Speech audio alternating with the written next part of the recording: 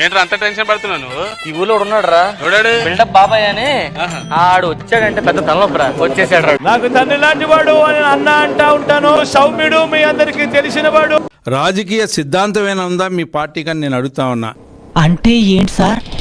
నేను నిజంగా దమ్ముంటే జగన్మోహన్ రెడ్డి గారు, మేము దమ్ముంది డైలాగులు చెప్పడం కాదు రాయ్, చెప్పిన దాని మీద నిలబడాలి, నిలబడి చూపించాలి. చూపిస్తా. రేపు 17వ తారీఖు నుంచి అసెంబ్లీ బిగిన్ అయింది. రా చేతకాని వాటిలా కనిపిస్తున్నాడా? అడిగి మరీ తెలుసుకుంటాడేట్రా కదా. రా దమ్ముంటే రా అంటారు. మీరు వెళ్ళి మాట్లాడండి గారు, సత్య జనాలు మనకేంటి వెళ్ళండి.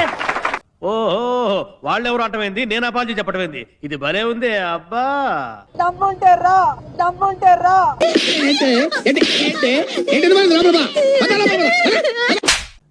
నువ్వేం మాట్లాడుకున్నావు? వేదిక ఉంది, నువ్వు మాట్లాడే వేదిక ఒకటి ఉంది. మాట్లాడకుండా పారిపోతా ఉన్నావు 2 ఏళ్ల నుంచి. ఎంత పిరికి సన్నాసులు సీమలు ఎలాగరా పుట్టారు? చత్త నా కొడుకు. ఇవాళ మళ్ళీ మిమ్మల్ని ఆహ్వానిస్తా ఉన్నాం. జుట్టు ఉంటే ముడేసుకోవచ్చు, జుట్టు లేకపోతే ముడేసుకునేది ఏమి ఉండదు. ఇంత గొప్ప ఫిలాసఫీ చెప్పినందుకైనా నువ్వు పీకిల దాకా తాగాలన్నా. అసెంబ్లీకి రావాలి అంటే మాది ప్రధాన ప్రతిపక్షం. అంటే అప్పుడే మీకు ఎవరివ్వలేదు, నేనే పెట్టుకున్నా. 40% ఓట్లు ప్రతిపక్షం. మరి ఓట్లు ఎందుకు రాలేదో మాకు అర్థం కాలేదు కానీ ఇంకోసారి మరి ఓట్లు ఎందుకు రాలేదో మాకు అర్థం కాలేదు కానీ మర్చిపోదామన్నా మర్చిపోయే గాయం రాది, మామూలు గాయం కాదు కదరా. అసెంబ్లీలో ఉన్న 2 పక్షాలు. నిజమా?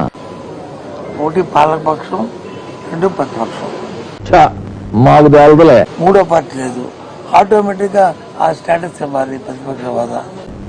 నీ మా అత్తగారు తెలివితేటలు నా కాడ చూపించుకో. ప్రతిపక్ష హోదా ఎందుకు ఇవ్వట్లేదు? ప్రతిపక్ష హోదా ఇవ్వాలి మాకు. ఖచ్చితంగా ప్రతిపక్ష హోదా మా పార్టీకి రావాలి. వైఎస్ఆర్ కాంగ్రెస్ పార్టీకి ప్రతిపక్ష హోదా ఉన్న పొదలో ఉంటూ అడుక్కోవడం తప్ప వేరే లేదు. I hate bangers. ఖచ్చితంగా ప్రతిపక్ష హోదా ఇవ్వాలని వైఎస్ఆర్ కాంగ్రెస్ పార్టీ డిమాండ్ చేస్తుంది. ఖచ్చితంగా మాకు ప్రతిపక్ష హోదా ఇవ్వాలి.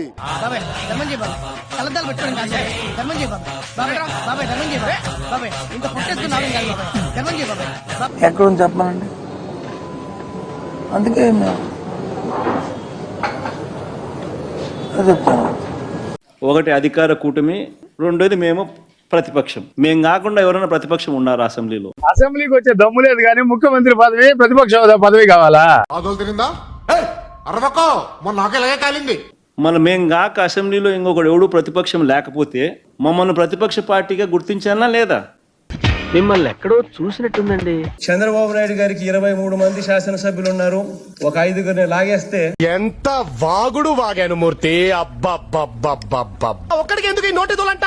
ఆకాశంలో ఉన్న సందమా కావాలి, ప్రజలు ఇవ్వాలి నీకు ఆ పదవి. పోయినసారి 150 సీట్లు ఇస్తే 20 కదా. ఆయనకు 18 మంది 17 మంది వస్తారు. అప్పుడు ఆయన ప్రతిపక్ష నాయకుడు స్టేటస్ కూడా ఉండదు, లాగేద్దాం. ప్రజలు ఇవ్వలేదు కదా నీకు ప్రతిపక్ష హోదా. సార్ స్పీకర్ గారు ఎన్నిసార్లు చెప్పారు, మేము ఎన్నిసార్లు చెప్పాం. చేయమని డిస్క్వాలిఫికేషన్ కాదు ఇది. రాజ్యాంగబద్ధంగా రాజ్యాంగపరంగా ఏది ఉందో దానికోసం పోరాడు. గారి మాటలు ఏ విధంగా ఉన్నాయంటే వినేవాడు వెర్రోడైతే చెప్పేవాడు జగన్ గారు అన్నట్లుగా ఉంది పరిస్థితి. ఇక్కడ ఓడుతున్నా అనుకుంటుందో తెలియదు కానీ ప్రతిసారి ఇంపాక్ట్ ప్లేయర్ లాగా నన్ను మాత్రం దింపుతున్నారా. మా సైడ్ జోకర్ అంటారు.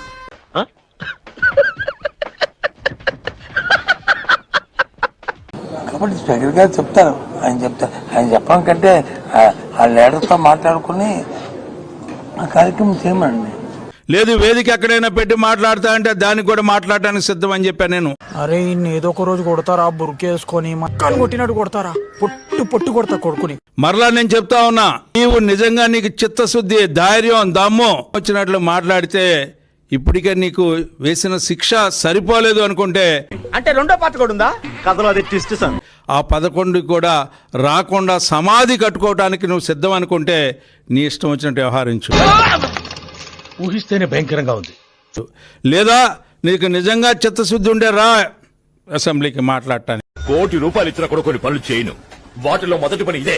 చూద్దాంలే. చూడటం కాదండి, మీరు చెయ్యాలంతే. సరే మీరు ట్రై చేస్తారన్నారంటే అది ఓకే అయిపోయినట్టు.